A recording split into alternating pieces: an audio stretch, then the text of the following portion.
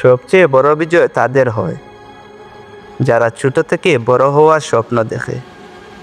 আজ তোমাকে শোনাবো এমন এক মানুষের গল্প, যিনি মাটির কাছ থেকে উঠে ছুঁয়েছেন আকাশ। একটা অসম্ভব মনে হওয়া স্বপ্নকে করেছেন সম্ভব। চলো শুরু করি তার অনুপ্রেরণার গল্প। ছেলেটার নাম ছিল রাহুল।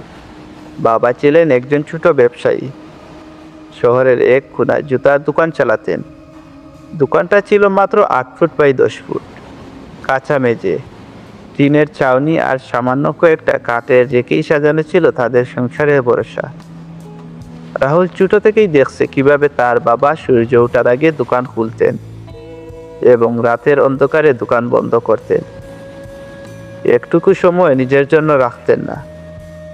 ছোট রাহুল প্রতিদিন স্কুল শেষে বাবার দোকানে বসে বই পড়ত, আবার কাস্টমার এলে জুতা বের করে দিত। অনেক সময় দোকানে ঘুমিয়ে যেত। বন্ধুরা যখন খেলার মাঠে ব্যস্ত, তখন রাহুল ব্যস্ত বাবার দোকানে জুতা বিক্রি করতে। একবার তার এক ক্লাসমেট বলেছিল, তুই দোকানদার হবি, আমাদের সঙ্গে কিসের পড়ালেখা। এই কথা শুনে সেদিন সে কেঁদে ফেলেছিল, কিন্তু সেই চোখের জল গড়ে উঠেছিল তার মনের জেদ। আমি একদিন দেখিয়ে দেব আমি কে। রাহুলের মা সবসময় বলতেন, পরিস্থিতি যাই হোক, শিক্ষা তোমাকে বদলাবে। এসএসসি পাশ করে রাহুল ভর্তি হলো একটা সাধারণ কলেজে।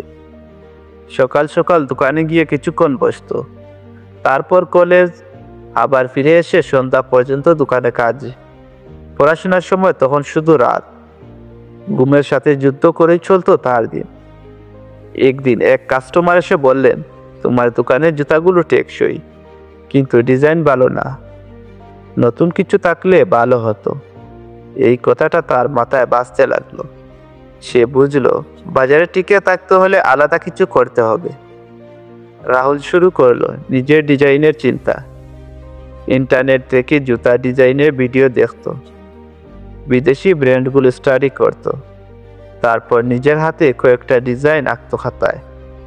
তার এই কাজ দেখে দোকানের কাস্টমাররাও অবাক হতো।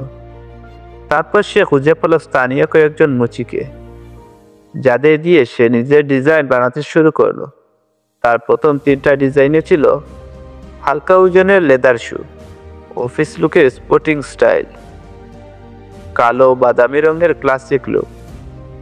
শুরুতে বেশি বিক্রি হয়নি, কিন্তু কেউ বলেছিল, এইসব বানিয়ে সময় নষ্ট করিস না, চাকরি দেখ। কিন্তু রাহুল থামেনি। সে জানতো তার কাজ একদিন কথা বলবেই। একটা সময়ে সে দোকানে নতুন সেকশন চালু করলো, রাহুল ডিজাইন নামে। এই নামটাই ধীরে ধীরে এলাকার ব্র্যান্ড হয়ে উঠল।